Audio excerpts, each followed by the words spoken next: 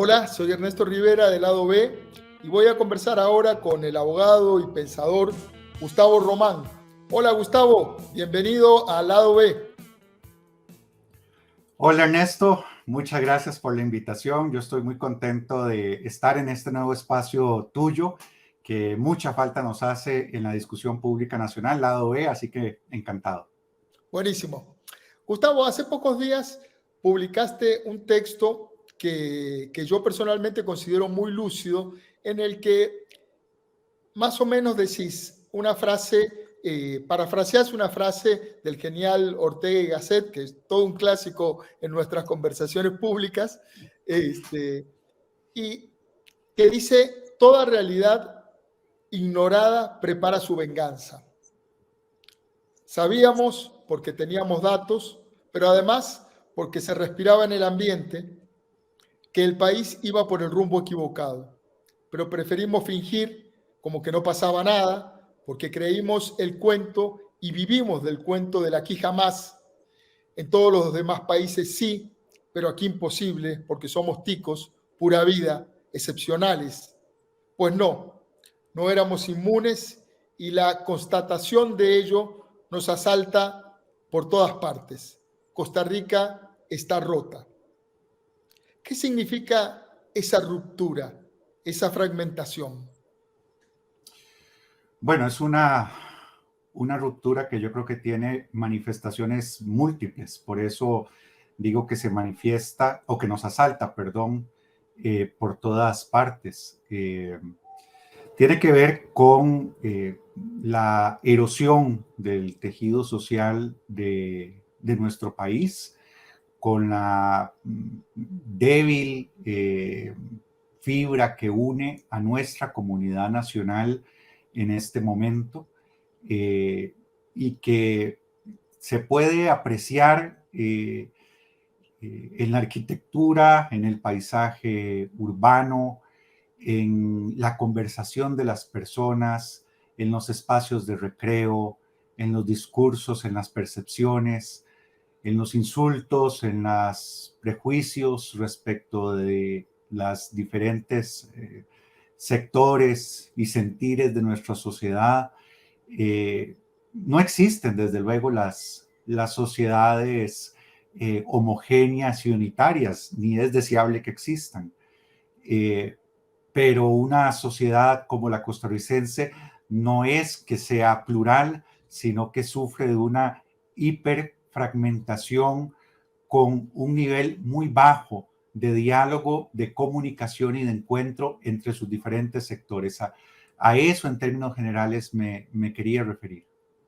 Esta fragmentación, Gustavo, está acompañada de un fenómeno que también es muy fuerte en todo el mundo, que es la polarización.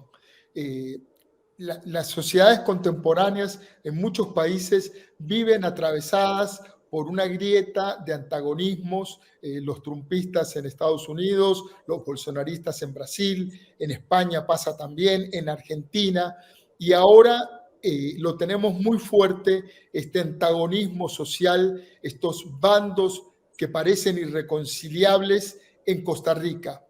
¿Vos crees que esto es parte de un fenómeno mundial, o esta fragmentación de la que hablas, esta fragmentación social, tiene raíces autóctonas, raíces costarricenses?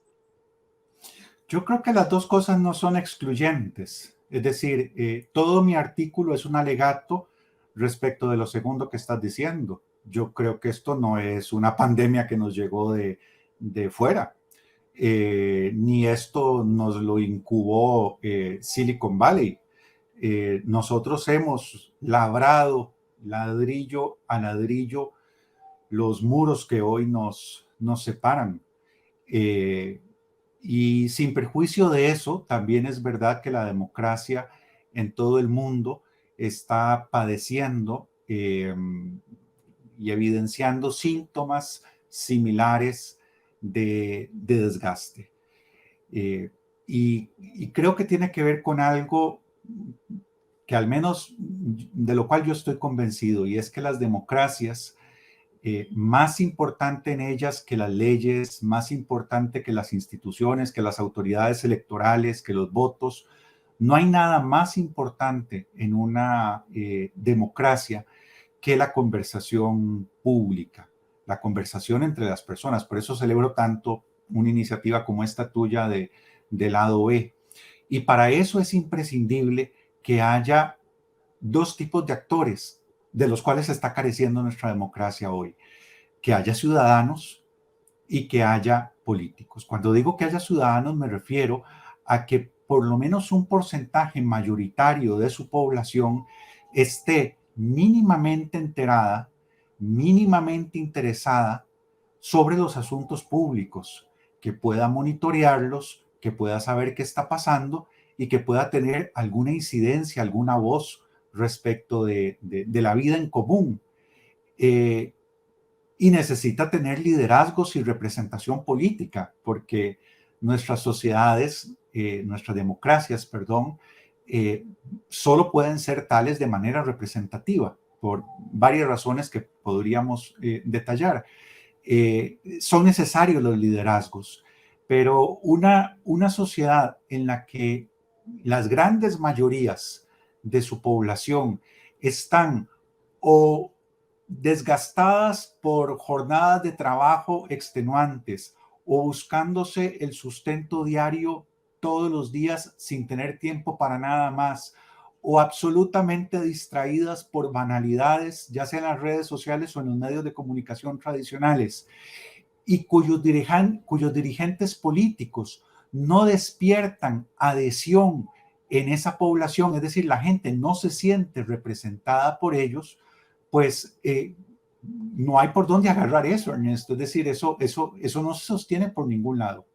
Es una caldera, pero es súper importante y me parece muy valioso detenernos aquí en este tema de la conversación pública, porque la conversación pública es diferente a la conversación privada. Es decir, vos y yo podemos conversar tomando una Coca-Cola, un café, y es algo valioso, pero en la conversación pública se ejercitan otros valores y se dan otras dinámicas. ¿Cómo definirías esta conversación pública? Y también vos decís en tu artículo que hemos descuidado la conversación pública, que es el sustrato más elemental de una democracia. Bueno, también no solo qué es la conversación pública, sino cómo se expresa el descuido que tenemos sobre la conversación pública.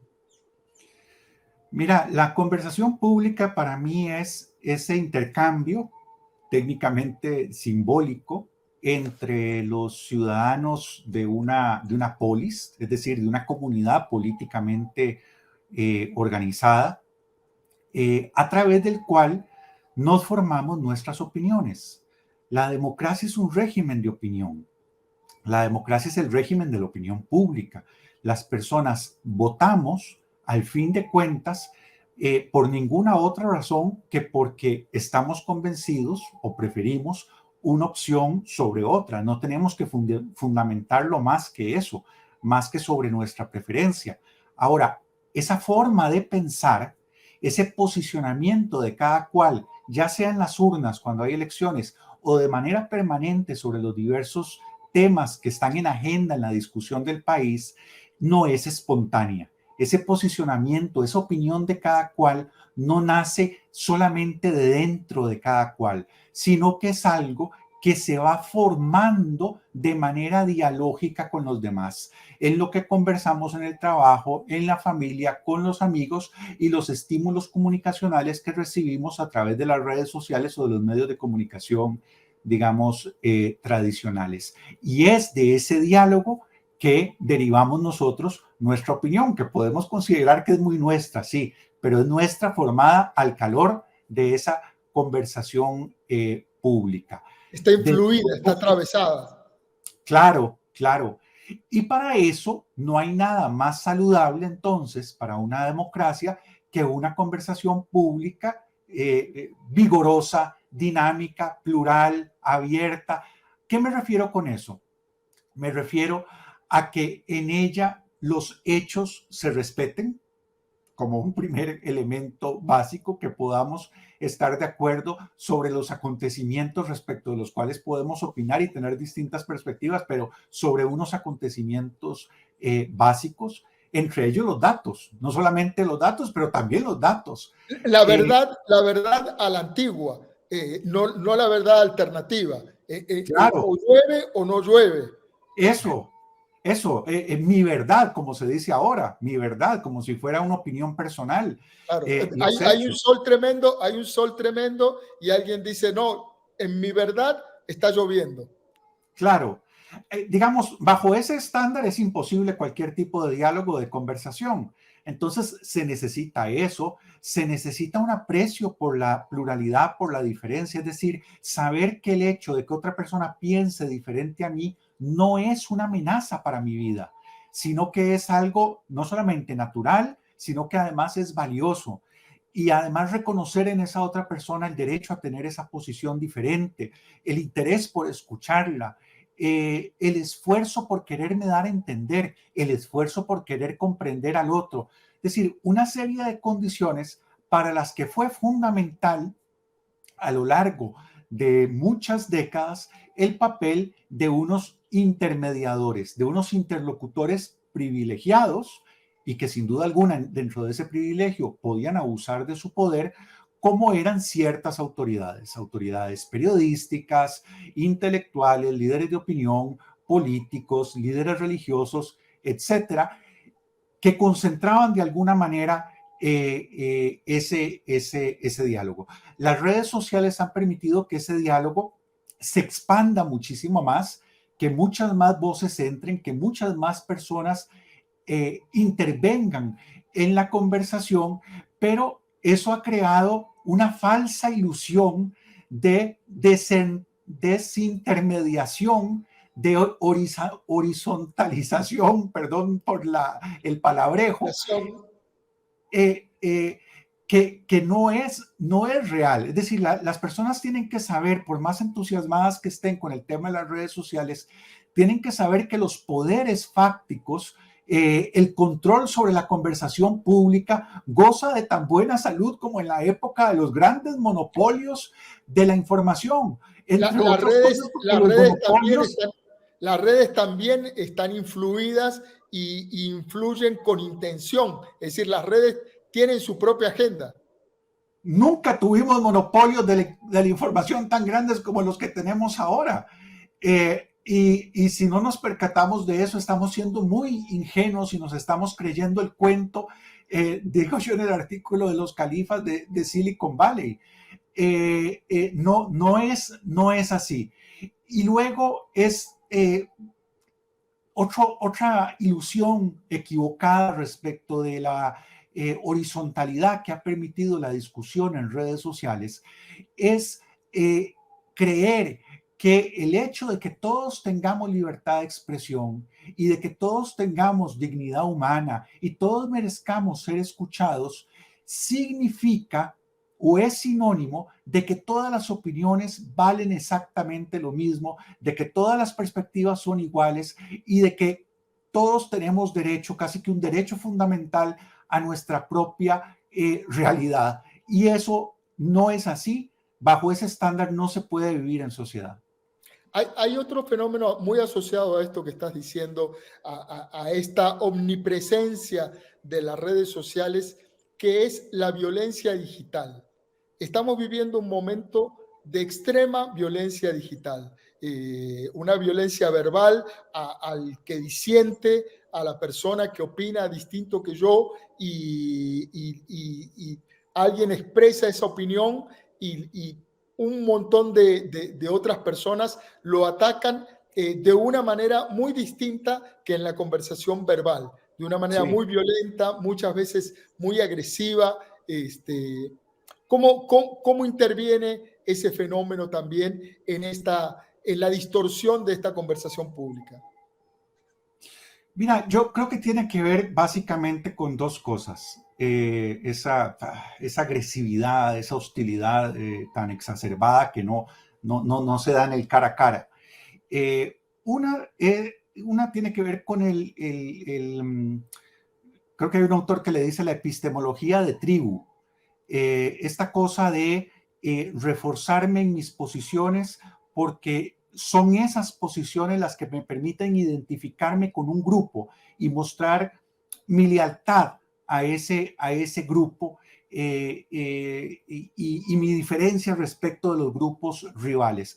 Ese tema de barras, de hooligans, siempre genera mucha violencia. Y lo otro, el otro origen para mí de esa violencia en redes tiene que ver con el desasosiego. Yo creo que puede ser muy contradictorio, puede ser muy paradójico que estemos hablando de sociedad de la desinformación justo cuando se suponía que estábamos en la sociedad de la información.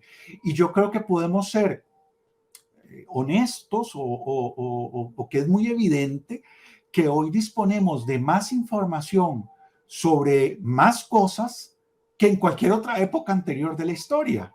Es decir, cualquier persona con un teléfono celular con conexión a Internet tiene hoy a su mano más información que la que podía tener Winston Churchill en su búnker en Londres en media Segunda Guerra Mundial. Claro. Y Churchill era uno de los hombres más poderosos del mundo, alimentado por cables de espías en todo el mundo. Es decir, tenía mucha información y él tenía menos que la que puede tener cualquier persona con un teléfono celular. Hoy, claro. Entonces uno diría, caramba, pero entonces ¿cómo estamos hablando de desinformación en esta era de tanta información? Y creo que tiene que ver con el hecho de que no solamente tenemos más información que en cualquier otro momento anterior de la historia, sino que además hemos construido un mundo muchísimo más complejo o tomado conciencia de una mucho mayor complejidad del mundo, y eso nos hace más dependientes de otros para establecer los hechos y diferenciar los hechos de la ficción. Quiero decir, yo, Ernesto, por ejemplo, por poner un ejemplo, yo soy un fiel creyente en las vacunas y ya me he puesto 4 y si me ofrecen la 5ª y la 6ª voy y me la pongo. Y no creo que haya una asociación entre vacunas y autismo. Y a mi hija, que es lo que más quiero en el mundo, la he vacunado. Y sin embargo, vos me preguntas a mí, ¿cómo se fabricó esa vacuna? ¿Cómo se desarrolló? Yo no lo sé. Yo de eso no sé. Es decir, para algo tan importante como eso, yo dependo de otras personas. Bueno, lo que pasa es que hay credibilidad. Ahí entra un cuerpo de conocimiento que es la ciencia. Hasta antes de que aparecieran las verdades alternativas, uno confiaba en la ciencia y tenía mucho fundamento confiar en la ciencia, porque la ciencia evitaba que enfermedades como la poliomielitis, es decir, si no hubiera vacunas, la cantidad de gente que se enfermaría o moriría o quedaría discapacitada por enfermedades sería altísima. Es decir, lo que pasa es que en este momento hay un montón de grupos atacando fundamentos del conocimiento.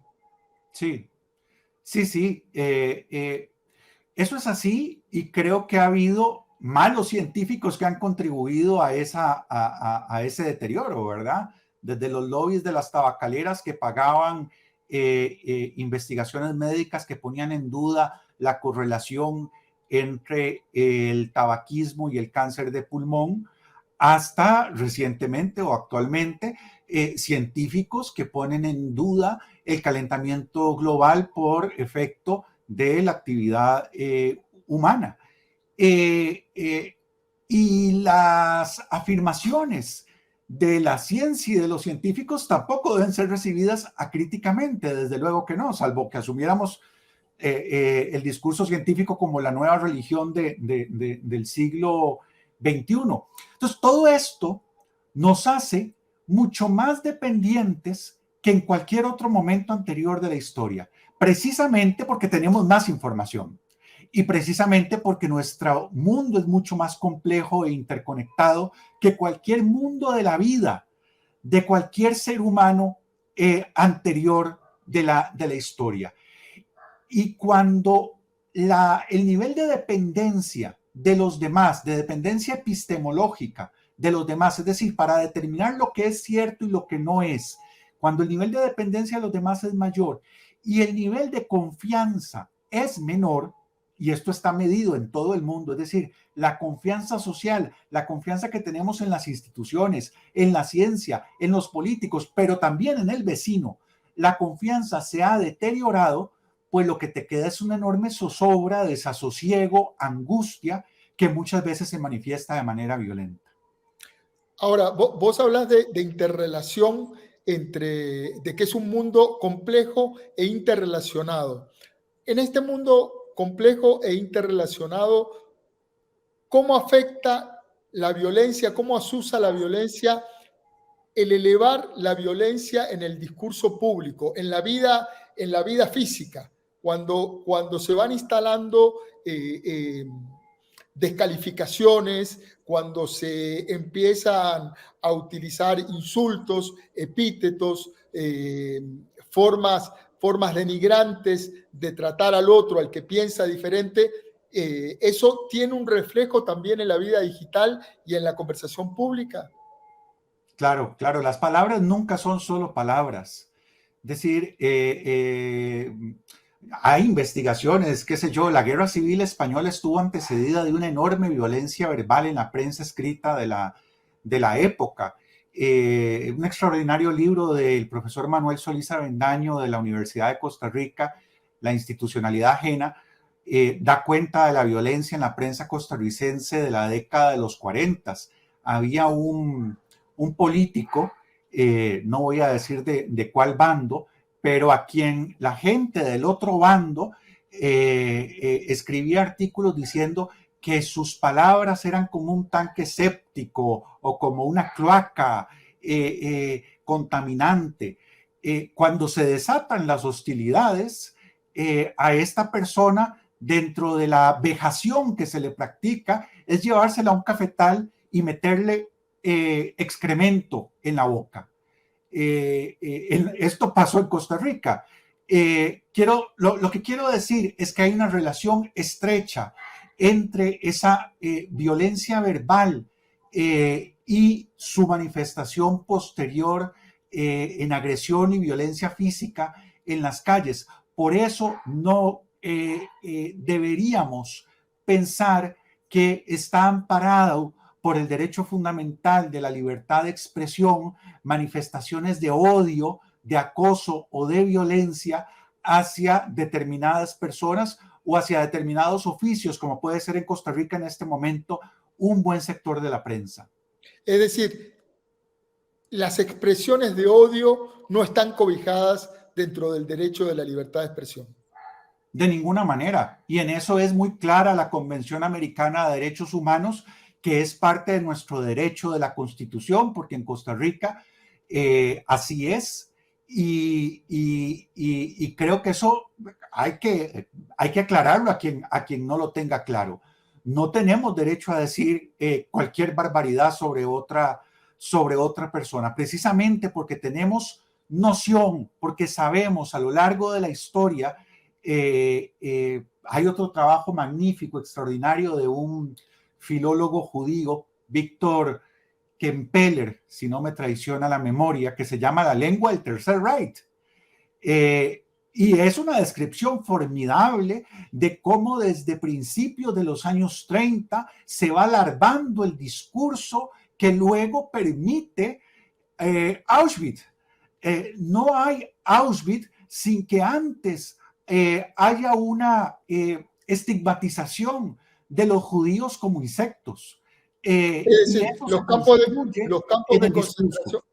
los campos de concentración estuvieron precedidos, los campos de concentración en Europa del Este, en Alemania, estuvieron precedidos de una estigmatización verbal de un sector de la población.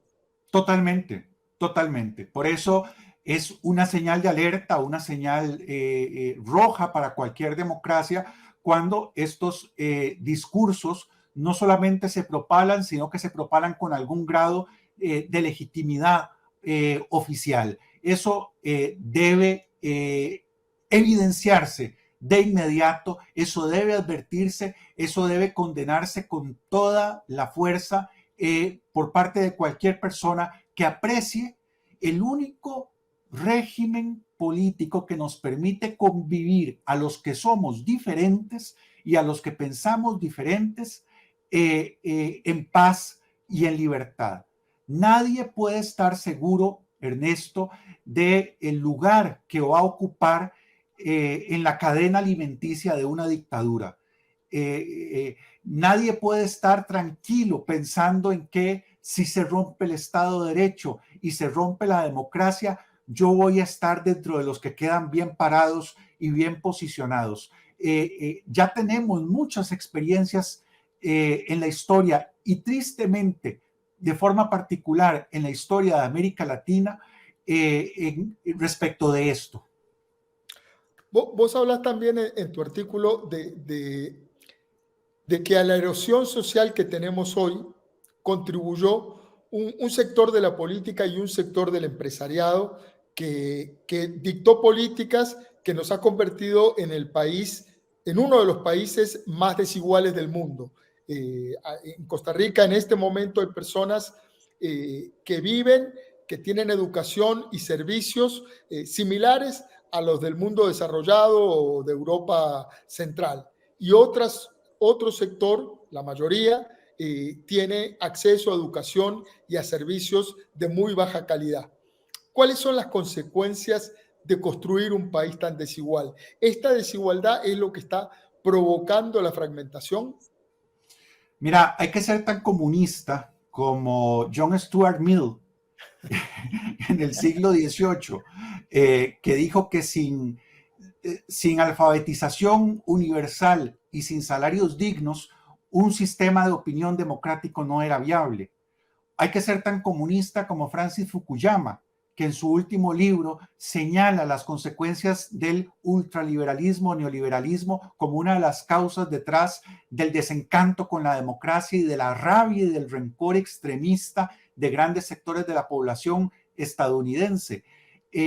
La democracia necesita ciudadanos. La democracia es incompatible con niveles de desigualdad obscenos como los que tiene una sociedad como la costarricense, porque la democracia necesita personas que estén lo suficientemente bien alimentadas, bien educadas y con el suficiente tiempo e integradas en la vida de la comunidad, es decir, con su dignidad intacta, como para poder tener una opinión, una palabra, una posición respecto del rumbo del país.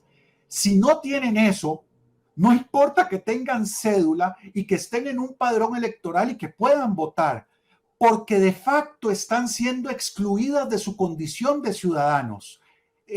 No nos puede extrañar entonces que después no manifiesten ninguna adhesión por ese sistema que formalmente los reconoce, pero que en la práctica los excluye. Bueno, justamente vos mencionas en tu texto que un elemento que es fundamental para todo esto, que es que a lo largo del tiempo hemos socavado o hay agentes, hay grupos que han socavado la única actividad que tenemos los seres humanos para convivir en medio de nuestras diferencias, que es la política.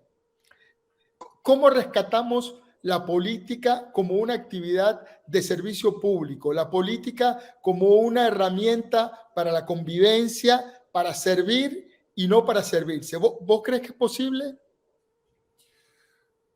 No, eso no lo sé, Ernesto. Lo que sé es que es muy difícil. Lo que sé es que es muy difícil porque nosotros nos hemos empeñado en estigmatizarla y en alejar a las personas de la política. Hemos convertido el mantra de que los políticos son corruptos, mentirosos e incompetentes en una evidencia de pensamiento crítico. Hemos hecho lo posible, incluso a nivel de diseño constitucional y de diseño legislativo, por dificultar la profesionalización de la política. Yo no conozco otro país, por poner un ejemplo, en el que no exista la reelección consecutiva de parlamentarios. por poner un ejemplo. Y eso hace, eso hace que personas que después de 4 años han adquirido una serie de destrezas y de conocimiento que no es fácil adquirir, porque la política es muy compleja. Quien crea que eso es una cosa de darle un chonetazo a una lora no sabe de lo que está hablando. Simplemente nos damos el lujo como sociedad de prescindir de todas esas personas y apostar por el amateurismo cada 4 años. Luego algunas personas pueden regresar, pero son las menos. Hay que tener una serie de condiciones económicas o laborales o de redes de solidaridad alrededor para poder entrar al servicio público 4 años, irse a la sociedad civil 4 años, volver a la política otros 4 y estar en esas. No es sencillo. Entonces, nosotros mismos, con varias decisiones que hemos tomado, hemos hecho puntos para no profesionalizar nuestra política y para que no tenga ningún tipo de reconocimiento social más que el estigma, el oprobio, etc. No nos debe extrañar entonces que muchas personas muy talentosas, gente formidable que tiene este país en todos los sectores y desde distintas perspectivas políticas, gente de derechas, gente de izquierdas, etcétera, viven en Costa Rica, pero no están metidos en política, no están en asuntos públicos. Algunos están en universidades, otros están en en el Poder Judicial, otros están en centros de investigación, otros están en la empresa privada, pero donde es más difícil encontrarlos, aunque los hay, es en los partidos políticos. Y es la herramienta que tenemos que rescatar para justamente tener esta convivencia de poder ser agentes de servicio dentro de la comunidad y reparar el país que tenemos y que tanto necesitamos para convivir. Gustavo, Román, muchísimas gracias por participar. Bienvenido siempre al lado B. Y un gusto tenerte en este espacio. No, encantado yo, Ernesto, agradecido como invitado y agradecido también como ciudadano por este tesón, por este empeño y por esta valentía, porque en este momento de nuestro país yo sé que requiere valentía hacer periodismo y dar la cara. Así que gracias a vos como ciudadano costarricense te lo digo. Muchas gracias, Gustavo. Hasta luego.